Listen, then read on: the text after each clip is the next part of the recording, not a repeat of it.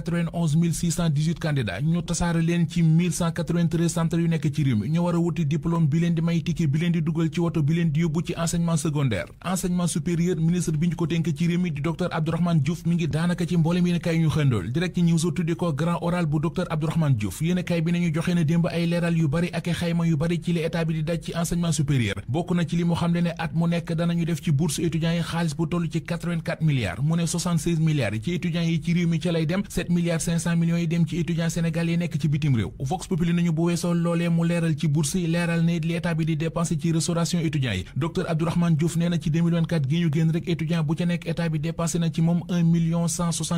742 francs CFA ngir wàllu restauration journal bi mi ngi ñuy xibaar yi ne pexe yu ñu nas ngir indi ay coppite ci njàng mu kaw mi di agenda national de transformation de l'enseignement supérieur de la recherche et de l'innovation danañu ko lancé suba ci alxames ji tey ci àllarba ji borom dundu lu bees di Mouhamadou Madana Kane jiite woon fii jamono banque bi di